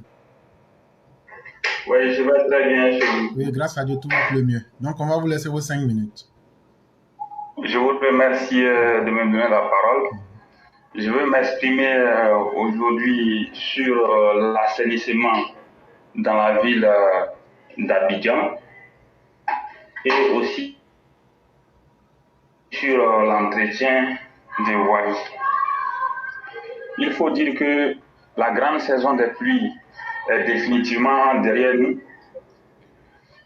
Mais le constat, c'est que il y a quelques nids de poules sur certaines voiries, sur tout le district autonome d'Abidjan, dans plusieurs communes, notamment Yopougon, Adjamé, Koumassi, Trècheville, Abobo, Anyama, ainsi de suite. J'ai pu constater aujourd'hui qu'à Koumassi, les autorités sont en train de procéder au curage des caniveaux et sont également en train de vider les regards. Et pour le moins qu'on puisse dire, ces regards-là, la plupart du temps, nécessitent des travaux d'entretien. Et même à Djamé, j'ai pu constater également que les regards sont en train d'être vidés. Ceci est une très bonne chose. Il faut que ce travail se poursuive et s'étende sur tout le district autonome d'Abidjan et plus précisément dans toutes les communes. Parce qu'à la réalité, ces regards-là, pour beaucoup, sont toujours ouverts, ils ne sont pas fermés. Et qu'est-ce qu'on y trouve? Des bidons plastiques, des fers, des déchets qui ne se dégradent pas du tout vite et qui peuvent boucher les trous et les évacuations d'eau. Donc ceci ramène toujours le problème du drainage des eaux usées et des eaux de pluie.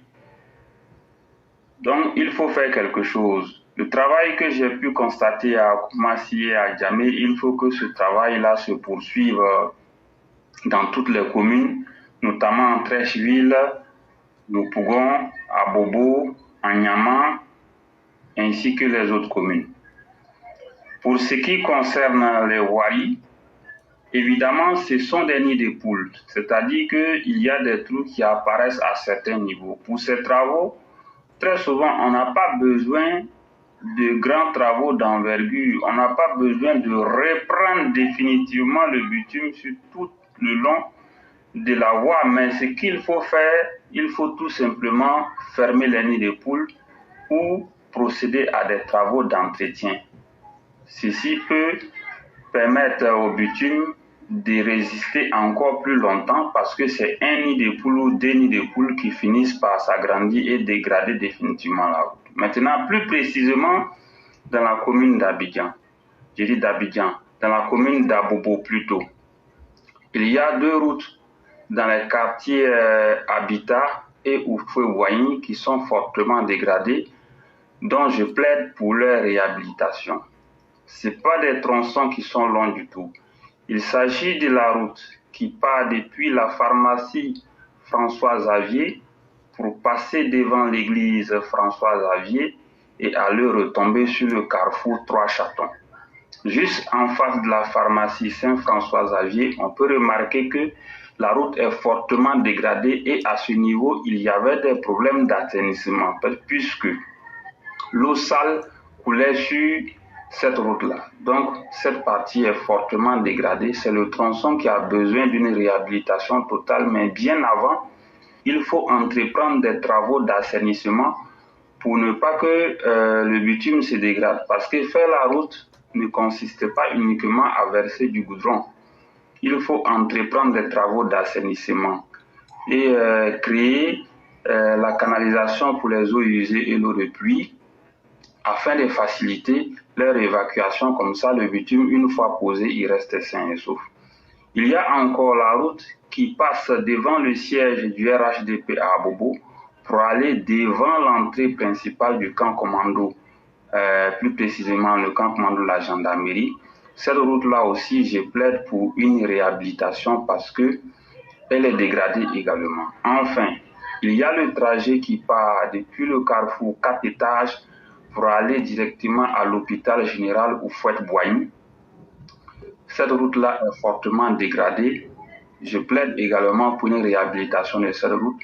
Et plus précisément, tous les alentours de l'hôpital général d'Abobo. Cet hôpital-là, la route qui passe du côté de la morgue ou alors de l'autre côté, il y a l'entrée principale, mais il y a deux autres côtés. Le contour même de l'hôpital, il faut dire que le contour a besoin d'une réhabilitation et de bitumage. Donc, voici en gros ce que je voudrais dire et je vous remercie beaucoup.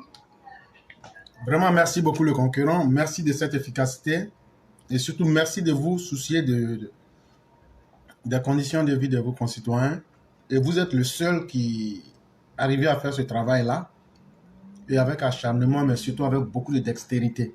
Vraiment, merci pour cette bonté de cœur. Moi, j'irai rapidement pour dire que le curage des caniveaux, c'est une belle chose, mais et si on mettait quand même des couvertures sur les caniveaux? Parce que faire le même travail toujours, c'est comme si on n'avançait pas en réalité. Et donc aussi, être capable de couvrir nos caniveaux serait vraiment très utile et ça va beaucoup aider. Et vraiment, pour les routes dégradées, la route ne se dégrade pas d'elle-même par hasard. Il y a aussi le comportement humain, ceux qui versent les eaux sur les routes, les eaux des caniveaux, de WC, ceux aussi qui mettent des ordures sur les goudrons, et bien d'autres habitudes néfastes que nous avons ne permettent pas de maintenir nos infrastructures dans de bons états. Et surtout, que des gens comme vous-même soient multipliés pour qu'on parle de ce qui est en train d'être dégradé. Parce que moi, je préfère encore ce que vous faites plutôt que de dire que le président a fait 1000 routes. Mais ces 1000 routes-là sont dans quelles conditions? Si c'est pour que ça soit fait, pour qu'on le dise et puis après ça se détruit, finalement, ça n'aura servi à rien. Plus ces routes-là vont durer et plus nous parlerons du président Ouattara, on dira voilà les routes que le président Ouattara a fait. Pour moi, c'est ça le vrai combat et non le combat d'être impressionné. Et vraiment, merci d'être un précurseur, sinon même le pionnier dans cette matière-là. Vraiment, merci beaucoup. Et on va vous souhaiter un excellent week-end. Je vous remercie beaucoup. Excellente émission à tout le monde. Merci beaucoup.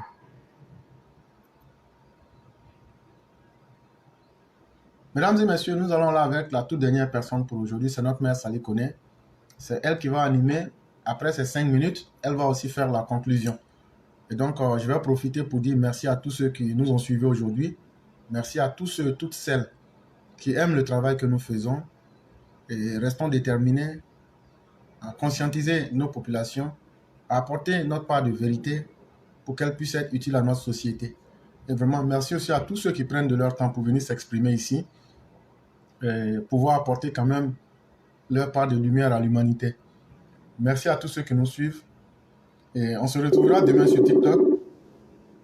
Et je souhaite une excellente soirée à tous. Et donc, après que Mère Sali ait fini ses 5 minutes, elle aura 2 minutes pour faire la conclusion. Donc, chère mère, on va vous laisser vos 5 minutes et en plus de cela, 2 minutes pour faire la conclusion. Ok. Bonjour, cher frère. Bonjour, cher frère. J'espère que tu vas bien, ainsi que la famille. Grâce à Dieu, tout va bien. Et de votre côté? Alhamdulillah, à la grâce de Dieu, ça va. Que Dieu nous aide tous. Amin, amin, amin, amin. Okay. Bonjour à tous les EPV, bonjour à tous ceux qui nous suivent. Nous allons encore dire merci à Dieu pour nous avoir donné aujourd'hui encore cette journée. Vraiment, l'éclaireur, merci pour tous ces développements que tu viens de faire là. Vraiment qu'on se dise la vérité. Ceux qui ont pris pour la marche de désobéissance, leur connerie de dire pour lui, et moi je parle, nous qu'à rester affamés à la marque à la c'est bien. Maintenant, je vais parler de la sexualité de nos enfants. Ne nous mentons pas, hein. Le monde d'aujourd'hui n'est pas le monde d'hier. Quittons dans les sujets tabous. Parlons à nos enfants. Soyons réalistes avec nos enfants. Parce que l'éducation sexuelle aujourd'hui, là, même si tu dis mon enfant là fait rien, là, il fait quelque chose. Oui. Parce qu'aujourd'hui, l'Internet, là, le téléphone, il y a tout dedans. Et qu'on se dise la vérité, les coutumes que les gens disent, comme j'ai entendu quelqu'un dire, j'ai vu que le président tu en as parlé, mais j'aimerais qu'on en développe demain. Tu as dit que oui, on parle d'abstinence jusqu'au mariage. Hey, faut pas avoir se mentir, hein. Nos jeunes, nos filles là, il y a combien qui peuvent s'abstenir jusqu'au mariage aujourd'hui? Et ceux qui vous disent qu'ils s'abstiennent là, vous savez où ils donnent? Là derrière. Oui, parce que moi j'ai parlé à une petite ici.